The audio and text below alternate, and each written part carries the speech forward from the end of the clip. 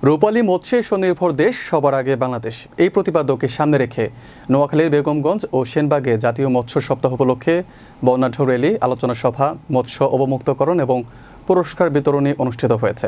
রোববার দিনব্যাপী বেগমগঞ্জ উপজেলা প্রশাসন ও উপজেলা মৎস্য দপ্তরের উদ্যোগে আয়োজিত অনুষ্ঠানে বেগমগঞ্জ উপজেলার নির্বাহী কর্মকর্তা মোহাম্মদ কায়েসুর রহমানের সভাপতিত্বে প্রধান অতিথি ছিলেন নোয়াখালী ৩ বেগমগঞ্জ আসনের সংসদ সদস্য মোহাম্মদ বরকতুল্লাহ বুলু। আর উপস্থিত ছিলেন বেগমগঞ্জ উপজেলা মৎস্য কর্মকর্তা মাসুমা আক্তার, বেগমগঞ্জ উপজেলা বিএনপির আহ্বায়ক কামাখ্যা চন্দ্র দাস, সদস্য সচিব মোহাম্মদ মাহফুজুল হক আবেদ সহ বিভিন্ন দপ্তরের কর্মকর্তা, মৎস্য চাষী ও উদ্যোক্তারা। শুরুতে উপজেলা পরিষদ প্রাঙ্গণ থেকে একটি বর্ণাঢ্য র্যালি বের করা হয়। এরপর উপজেলার পুকুরে মাছের পোনা অবমুক্ত করা হয়।